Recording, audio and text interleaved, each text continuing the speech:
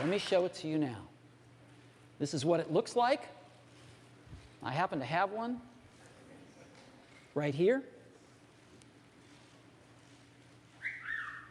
That's what it looks like. Very thin. Looks just like this. The first original iPad that was launched by Steve Jobs of Apple Computers 10 years ago. It does not run YouTube now, so what do I use it for? Find out in this episode.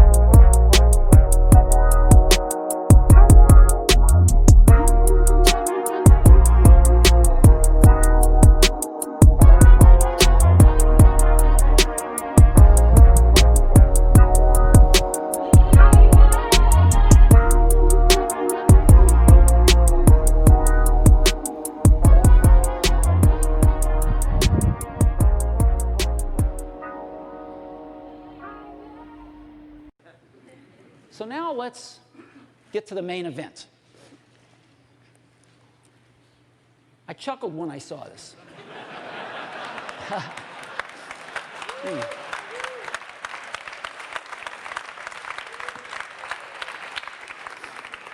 But before we get to that, I want to go back to 1991, when Apple announced and shipped its first PowerBooks. This was the first modern laptop computer.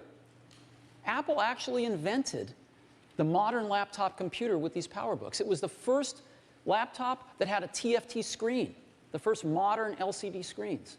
It was the first laptop that pushed the keyboard up, creating palm rests, and had an integrated pointing device, in this case a trackball.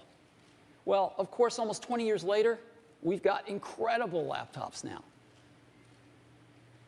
Just a few years ago, in 2007, Apple reinvented the phone with the iPhone. And a few years later, we've got the great iPhone 3GS, the best phone in the world. And so all of us use laptops and smartphones now. Everybody uses a laptop and or a smartphone. And the question has arisen lately, is there room for a third category of device in the middle? Something that's between a laptop and a smartphone. And of course, we've pondered this question for years as well. The bar is pretty high. In order to really create a new category of devices, those devices are going to have to be far better at doing some key tasks. They're going to have to be far better at doing some really important things. Better than the laptop, better than the smartphone. What kind of tasks? Well, things like browsing the web. That's a pretty tall order. Something that's better at browsing the web than a laptop? Okay. Doing email. Enjoying and sharing photographs. Video, watching videos. Enjoying your music collection. Playing games. Reading eBooks. If there's going to be a third category of device, it's going to have to be better at these kinds of tasks than a laptop or a smartphone. Otherwise, it has no reason for being. Now, some people have thought that that's a netbook. The problem is, netbooks aren't better at anything.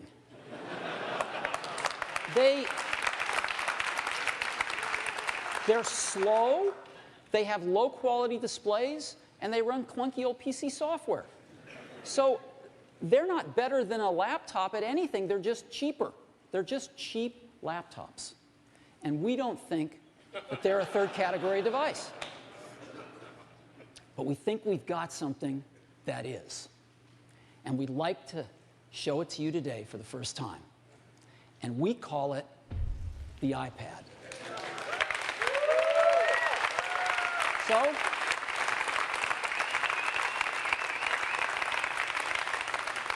let me show it to you now. This is what it looks like. I happen to have one right here. That's what it looks like. Very thin. It's just like this. So, just give you a little overview. It's very thin. And you can change the background screen, the home screen, to personalize it any way you want. People put their own photos on it, I'm sure, but we ship a few, and you can make it anything you want. And what this device does is extraordinary. You can browse the web with it. It is the best browsing experience you've ever had. It's phenomenal to see a whole web page right in front of you, and you can manipulate with your fingers. It's unbelievably great. Way better than a laptop. Way better than a smartphone. And you can turn iPad any way you want. Up, down, sideways. It automatically adjusts however you want to use it.